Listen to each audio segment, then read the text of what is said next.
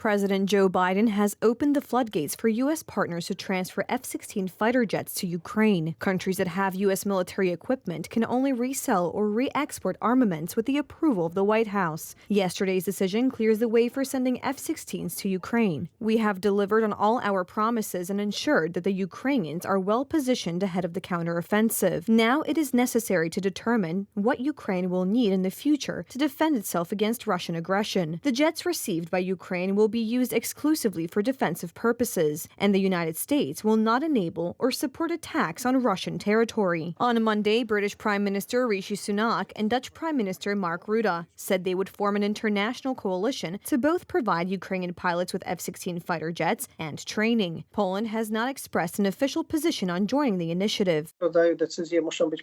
Here, decisions must be made collectively and collegially, and within the framework of this coalition, we will make such commitments that on the one hand will allow us to help Ukraine, but on the other hand will not weaken our defense potential. Such a decision must not only take into account the aspect of wanting to help Ukraine, it must also take into account the aspect of our security issues, so that when we donate equipment to Ukraine, we do not weaken our security, our military security. President Joe Biden is under relentless pressure from the opposition, which is opposed to supporting Ukraine. American experts have also been critical of the handover of the planes. The U.S. side states in these official statistics that the F-16s at the moment have not suffered any defeat. The Russian side also speaks with such appreciation of the F-16s, despite everything. We know that these aircraft are equipped with a system for conducting combat beyond the range of such direct contact, maintain a high maneuverability, are able to target with high precision, and attack objects both during the day and at night.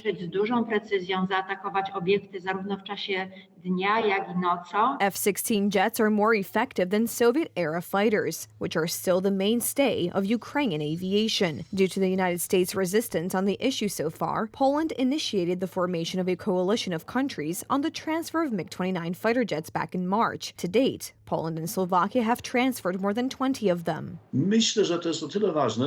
I think this is important to the extent that it paved the way for the creation of this new coalition, which at the moment will work on the transfer of U.S.-made F-16 fighters to Ukraine. They got the opportunity to support modern aviation, which will be unrivaled in a duel with Russian aviation. This will be another step towards victory over Russia. Before Ukrainian pilots can start using F-16s to defend their homeland, they must undergo proper training, which can take up to 12 months. President Joe Biden has agreed to train Ukrainian pilots to operate the jets in America. The electronic equipment, so the brain of modern combat aircraft, is the latest generation equipment, as these aircraft have undergone modernization in the last 10 to 15 years. And so for Ukrainian pilots, for a potential offensive or further fighting in Ukraine, because let's remember that these aircraft will not appear tomorrow, it will only be a matter of time. It will certainly be a very important part of the expansion of the Ukrainian armed forces capabilities.